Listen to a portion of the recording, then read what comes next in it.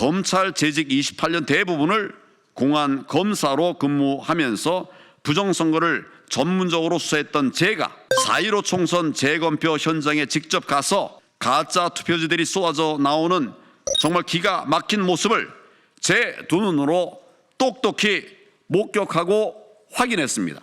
헌법재판소는 윤석열 대통령 변호인단이 제기했던 2020년 4.15 총선 당시 인천 연수울 투표자 수 검증 요청을 두 차례 모두 기각했습니다. 이는 오히려 윤 대통령의 부정선거 의혹 규명을 위한 비상계엄 발령의 당위성을 강하게 뒷받침해 주는 사례입니다. 왜냐하면 국민이 선출한 대통령이 탄핵 심판을 받고 있는 이 상황에서 대통령이 요청한 부정선거 관련 증거 조사조차 헌법재판소에 의해서 거절되는 것이 대한민국의 현실이기 때문입니다.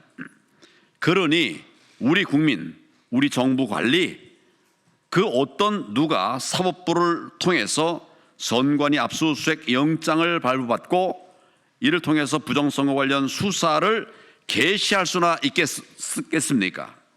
윤석열 대통령의 비상계엄 선포 당시에 선관위에는 297명의 계엄군이 배치되었고 이 숫자는 국회 투입 병력 280명을 상회합니다.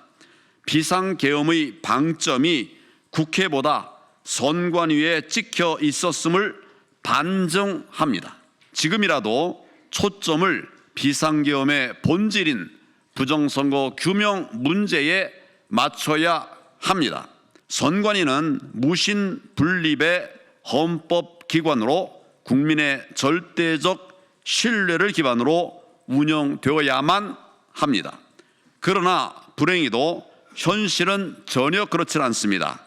그동안 많은 유권자들이 선관위를 도저히 못 믿겠다, 외세가 개입하고 불순 세력이 손을 댄 것이 분명하다, 이렇게 의심했음에도 불구하고 선관위는 아니다, 손을 절대 그럴 리가 없다, 믿어달라, 이런 말만 되풀이했습니다. 저는 지난 수년간 부정선거는 팩트임을 끊임없이 강조해 왔습니다. 검찰 재직 28년 대부분을 공안 검사로 근무하면서 부정선거를 전문적으로 수사했던 제가 4.15 총선 재검표 현장에 직접 가서 가짜 투표지들이 쏟아져 나오는 정말 기가 막힌 모습을 제 두 눈으로 똑똑히 목격하고 확인했습니다.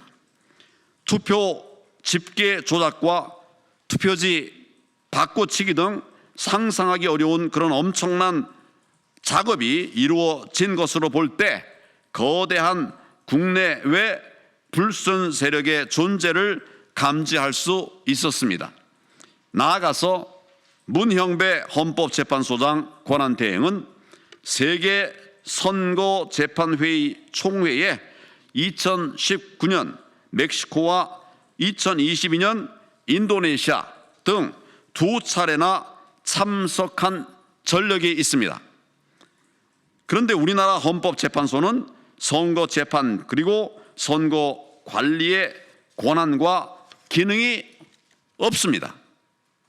그러니 직무와 무관한 해외 출장을 다녀왔다고 할 수 있는 것입니다.